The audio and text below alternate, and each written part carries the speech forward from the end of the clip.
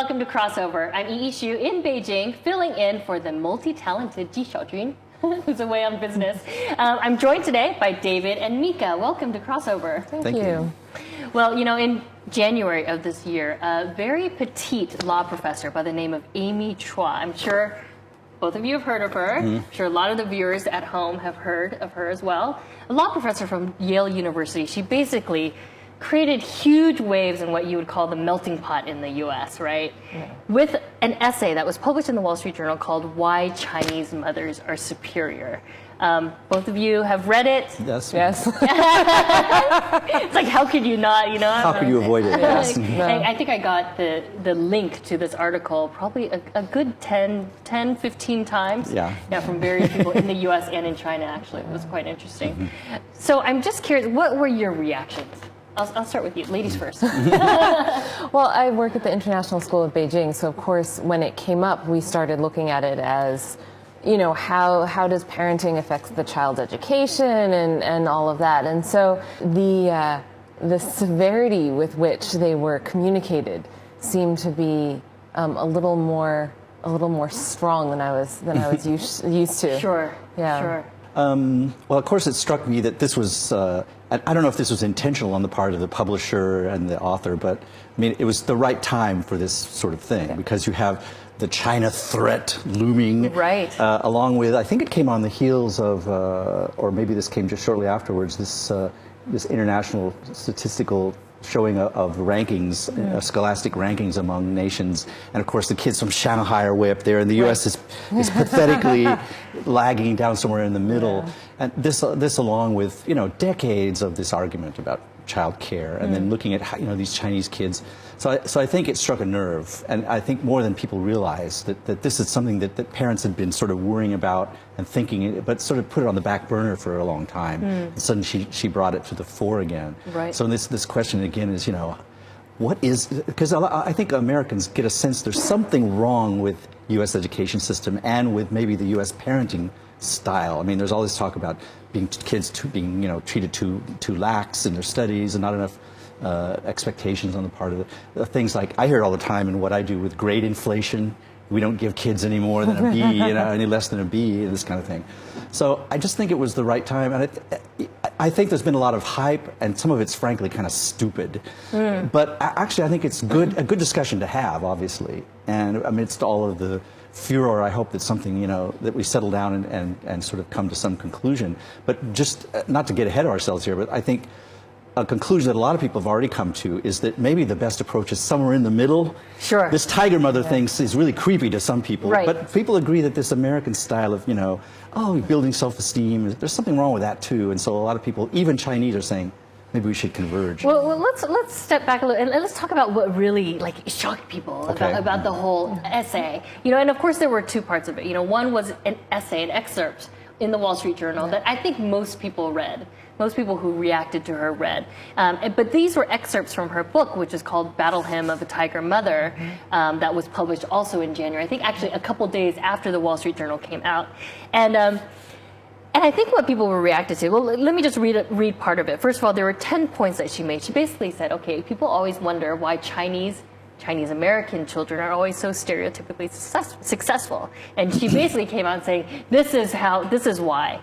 And she had 10 points. She said, well, my two kids were never allowed to attend a sleepover, have a play date, be in a school play, complain about not being in a school play. And I love that one. It's like, you're not allowed to complain.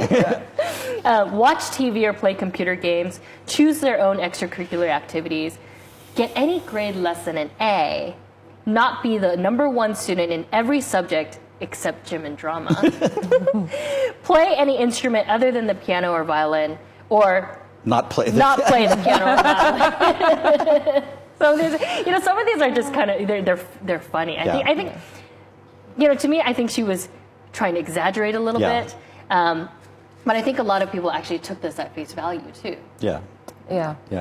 And I think also, you know, sort of, not necessarily out of ignorance, but what, you know, because people don't know, like you were saying, because people don't know what exactly the Chinese parenting style is, it's easy to take it at face value and go, oh, oh no, she said this or she said that, when in fact it's not really like that, even with her own kids. Right. Well, I guess that's the question that this has raised, for a lot of people is, a lot of people said, well, Amy, why are you saying this is the Chinese parenting style? Because this is not really all Chinese. I mean, Mika, you've had a very interesting background. You are American, but you grew up here in China.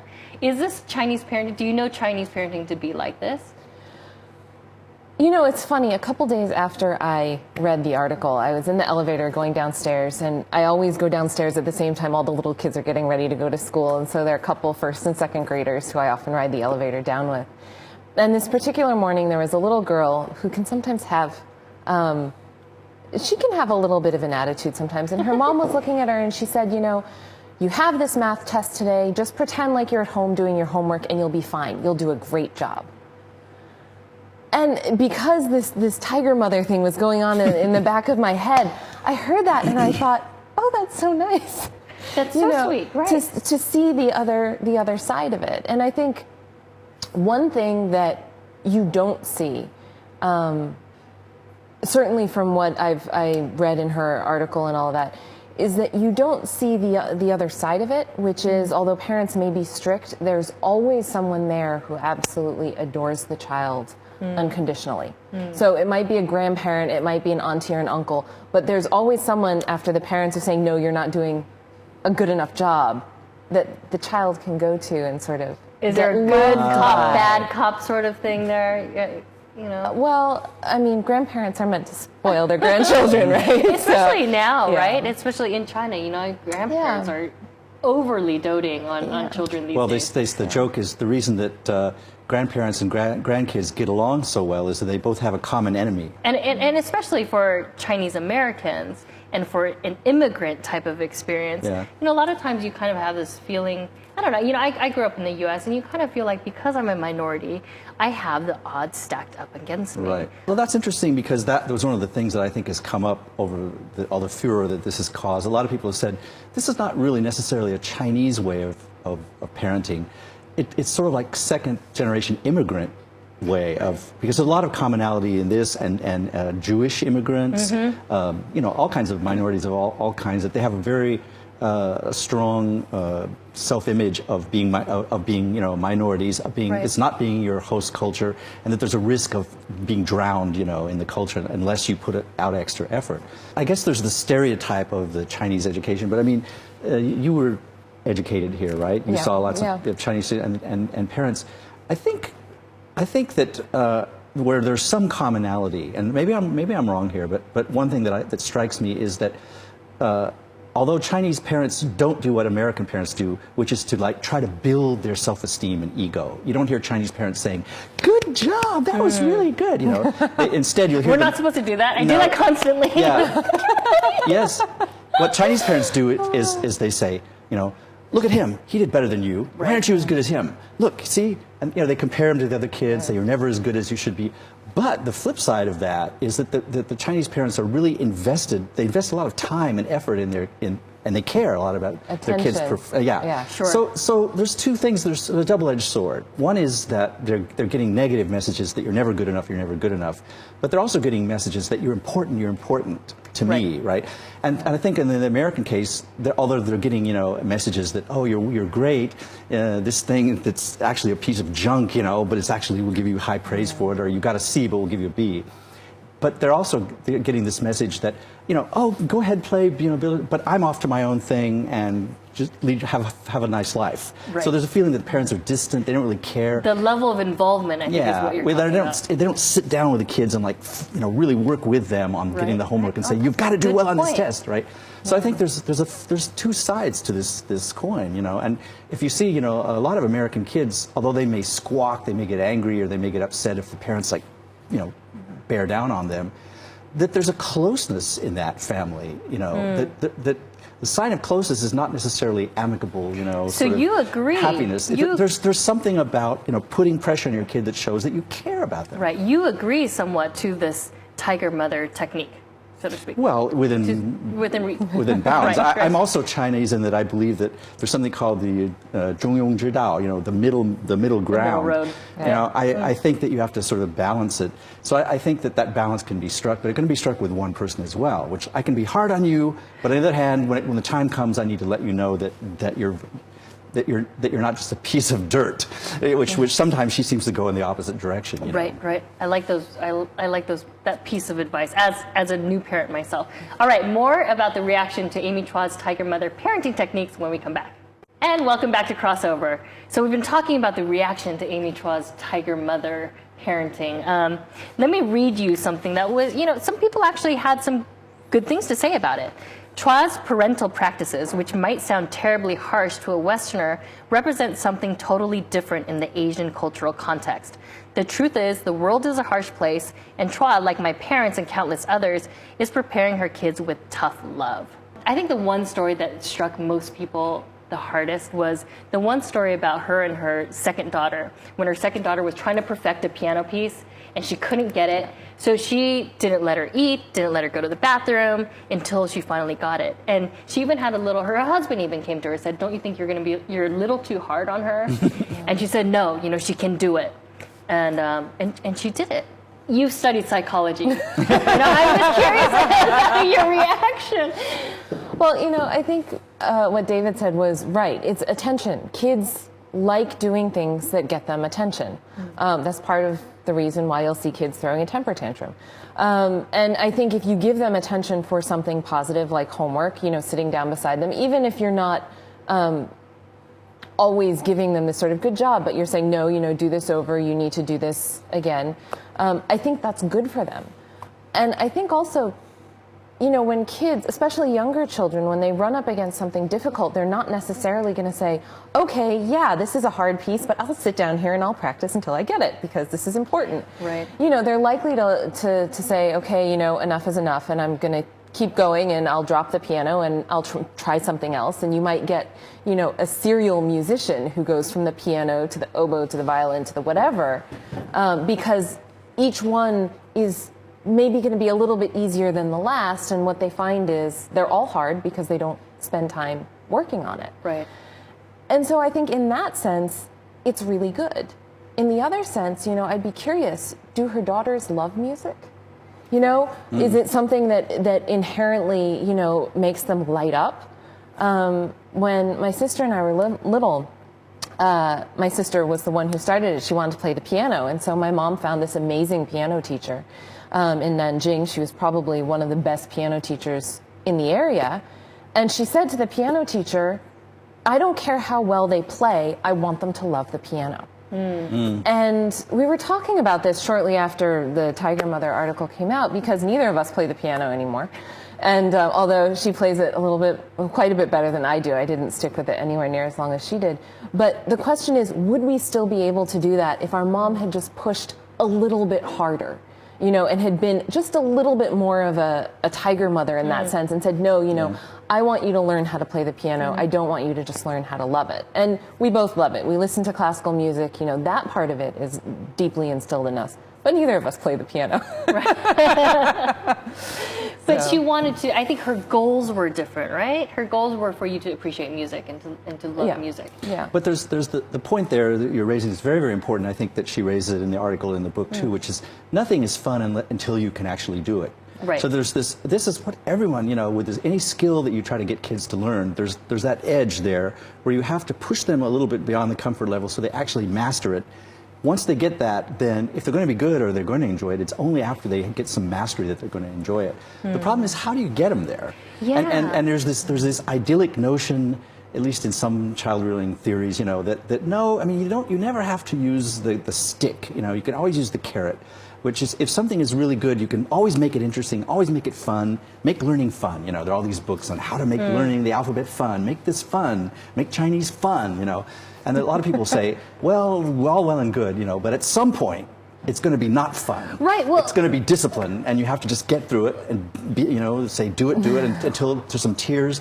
Then they pass that threshold, and then it's like, hey, this is cool. I can really do it. Right. And I think the argument for a lot of people who are pro Tiger Mother is they say life is not all about fun. You can't always make everything. There's going to be hardship. Point, yeah. You're going to have to persevere.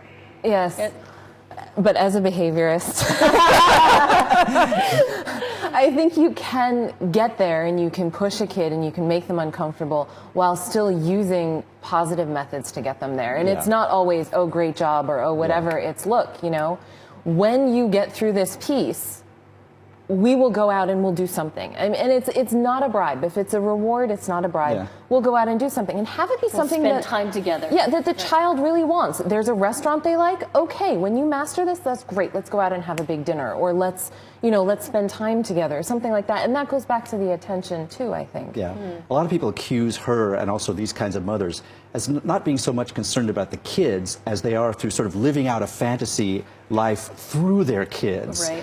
That's one thing. And then the other thing is, in the Chinese case, very often, it's not a matter of just wanting the kid to do well. It's not losing face among the other parents and the teachers. And I think there's something to that. And I don't know, I haven't read her whole book, but a lot of people have accused her of this maniacal pushing the kid as being, you're going to be, I'm fulfilling my, or imposing my dreams on you as a child. So I don't know what you think about that. Sometimes I kind of feel sorry for her because people have gone on the way, they've called her a monster, the devil, they called her the worst mother ever. And some people said, oh, you should be reported to child services. And, again, some over-the-top reactions. I just want to read some more because what was interesting, because although there's been so much criticism, is on the Wall Street Journal website, there was also a survey. So there's this controversy, right? Do you allow for permissive parenting, kind of like the Western idea of permissive, letting the kid decide their own path, letting them do basically get away with anything, versus Eastern demanding parenting, which is Tiger Mother. And this is interesting because which would you think people would prefer more? Wall Street Journal readers probably demanding Eastern. Yeah, that's what I'm thinking too. Yeah. That's what I'm thinking. You're absolutely right. It was 62.5% that said they prefer. So after all of this, all of this reaction, all this controversy, all these people coming out and saying, Amy, you're a horrible mother. Actually, a lot of people prefer this type of demanding parenting. I think there's a difference between demanding and restricting access to things. I mean, she's demanding, but there were also things that she restricted access to, like playdates and sleepovers. And I think there are a lot of important things that you can learn in those social interactions, things that will help you, get into college. Once you're in college, work in groups. I mean, rarely do people work in a vacuum. And I think that it's important not to underestimate the effect that those experiences for children, even as young as 2nd, 3rd grade, the effect that those experiences can have on their later development. Sure, especially that young. You mean stunting the social interaction. Or just not giving them opportunity to learn about it at all. Yeah, there's a famous psychologist that you well know, Howard Gardner. You probably even know him, right? No. But he has done, some of the most famous, I don't know if it's the best, you're the expert on that, but I mean, about cross-cultural Chinese and Western psychology. And the example he gives, I can't remember his book, it's something like To Mold Minds or something like that, whatever the book was. But a difference between Chinese parenting and Western parenting, which is, for example, how do you teach them to open a door with a key? How do you teach a kid to use it? So the idea is that in the Chinese case, you put the key in the child's hand and you hold your hand over his or her and you say, okay, look, see, there's the lock. You stick it in and you turn it and, the door opens. See, it's like, let's try it again. Yeah, okay. And you keep doing it until the kid gets the motor reflex right. And then you take it away and see if he does it. And you say, yeah, you did it, So that's like showing them. The Western approach is more often, he says, would be to say, okay, here's the key, open the door, figure it out. And so the kid puts it, in his ear or upside down or something, and then gets frustrated and cries. And you give them no response. Right, but then you just encourage them. But then after a while, they open the door. Now the point is that that in the Chinese case, the child learned a skill, which is how to open the door. Right. Learned it very fast and learned it very correct from the very beginning. In the American case, the child learned how to open a door, but in the process, they also learned something else, which is general problem solving. Right. They learned how to solve a problem. Right. And this is what that I think Mika is getting at, that in these things like being in a play or making your own decisions or stuff, you're learning general skills and cognitive skills and problem solving skills, right, that are not related to the stupid thing about the school play, right? Sure. And so this is also goes back to this Chinese thing, the stereotype, Chinese kids, they graduate, they're very smart, they've got a whole lot of information, they get out in the world, and they can't take care of themselves. Right. They can't take a bath, they can't comb their hair, they can't cook a meal. Because there's been so much hand-holding. Because they've been taught so many things. But they got a perfect SAT score. But they got a perfect SAT. Really, the numbers, the numbers are phenomenal. Okay, when we come back, we're going to hear more about tiger mother parenting. Stay tuned. And welcome back to Crossover. So we've been talking about tiger mother and Western parenting. Actually, tiger mother, you cannot say is Chinese parenting. That's the one thing that we've kind of concluded today. It doesn't. Amy Chua, although she uses Chinese mother, Chinese parenting, it's a very broad. I guess she's kind of swept a whole broad area. Yeah. And of course, not every Chinese parent fits that. But in fact, very few, I think, would fit that sort of level of discipline. The sort of comments I've heard from Chinese websites and from the Chinese media is, in fact, that a lot of the Chinese parents, they say, gee, I'm not that awful. I mean, we like to have them do other things, you know. Yeah. And then the other thing is that they will look at that and say, no, maybe we're that way, but we think that one of the problems with our education is we don't give our kids enough time to play, and we're trying to move away from that. So, you know, whether it's Chinese or not, I think it's in a different continuum, right? If you say this is Chinese parenting, it just means it's on this continuum that we've been talking about. Sure, right? And there's an extreme here, which is what we talked about, like what Amy Chua might be, the tiger mother, the very harsh discipline and the harsh criticism, actually, and people say almost abusive parenting. Hardly any parent is on that extreme. And then you have the ultra permissive Western parenting, not being involved at all. Yeah. On the heels of Amy Chua, there's a Nanjing father who was talking about how he parents his child. He treats him like his child. He calls it West Point parenting. So this child has a very, very strict schedule. From 5:40 to 6 p.m., he's eating dinner. 6 o'clock comes, chopsticks are down. He cannot eat anything after that. He's only able to watch the daily news at 7 p.m. After that, no other TV.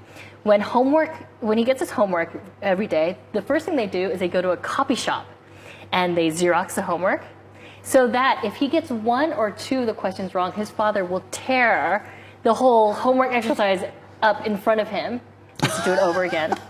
And and the schedule includes drilling Math Olympiad, which I think every Chinese kid actually does. Right. And the child must get 100% on all of his math tests. 99% is not okay. It has to be 100%. I just want you to guess, how old is this child? Okay. I mean, you guys probably will be able to guess around the range because you guys, experience or live here. But just guess, how old do you think this child might be? My guess would be, if this is how the parent has decided to raise the child, probably pretty young. The child is 7. Oh, my second grade. But, and back to what Chua was saying, was that once you get good at something, that's when you start to enjoy it. This child, they interviewed the child, and the child said, he was very proud. He said, well, yeah, there's not another student who gets better grades than I do. Mm. And he's very proud of the fact that he's so good at school. I think it's where the rigidness comes from. As people, we like routine, we like predictability. And if you know that if you get 99% on your math test, your dad's not going to be happy, that's predictable. You know exactly what you're working for. And that's a very comfortable spot for a child. The world around them is changing and there's lots of unpredictability. But if you have that predictability at home, it's a very safe place. It's a safe sort of feeling. The child feels good, secure about this. And they know exactly, what is it that I need to do? Play the piano piece, get 99 on or get 100 on a math test, serve a perfect serve in tennis. Whatever it may be, they know exactly what their expectations are. So you're saying when they're young, this is something that they can actually enjoy, they will enjoy. Well, I think it's when the expectations start to get fuzzy. You know, I'll expect you to do this on this math test, but oh, your next math test is right when I'm having a big meeting, so I'm not going to sit next to you and help you study for it because I'm busy with my own stuff. So you study that one on your own, and, you know, it's okay if you don't do as well because I wasn't there. As soon as you start taking away that stability, then it's easy for the child to look around and go, okay, well, so what should I do in this case? Right. Can I do poorly? Do I have to do well? If I do well, will you pay attention to me? Will you even notice? And because I think they're told what to do at every minute of their life, Yeah. and so they can't make decisions for themselves. That's basically what you're saying. Right, right.